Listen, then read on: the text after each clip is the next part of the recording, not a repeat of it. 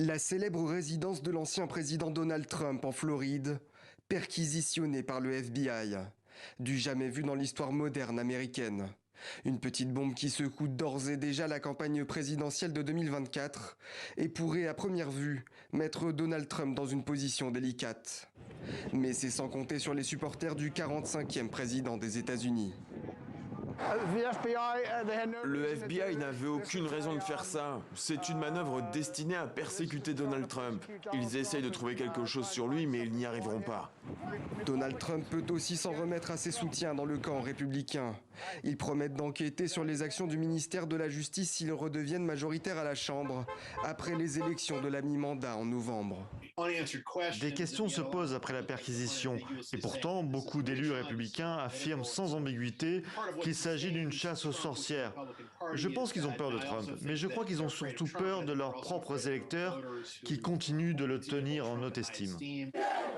Même certains démocrates, comme l'ancien candidat aux primaires présidentielles Andrew Yang, estiment que le ministère doit s'expliquer. Il craint que cette perquisition fasse le jeu de Donald Trump. Je ne suis pas fan de Trump. Je le veux le plus loin possible de la Maison-Blanche. Mais une partie fondamentale de son message repose sur le fait qu'il ferait face à un gouvernement corrompu. Cette perquisition risque de conforter les propos de Trump et des millions d'Américains verront cela comme une persécution injuste. Du côté de la Maison-Blanche, on préfère ne pas prendre position.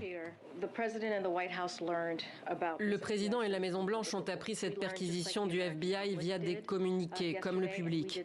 Nous n'avons pas été prévenus. Le président Biden a été très clair, avant même d'être élu et tout au long de son mandat, sur le fait que le ministère de la Justice mène ses enquêtes de manière indépendante. Il croit en l'état de droit. Donald Trump a lui déjà récupéré l'événement. L'ancien président a publié ce clip de 4 minutes sur les États-Unis qu'il dit être en déclin. Une communication qui flirte de plus en plus avec une possible candidature, attendue dès le lendemain de sa défaite face à Joe Biden. S'il venait à gagner en 2024, son statut de président le protégerait face à d'éventuelles poursuites pendant son mandat.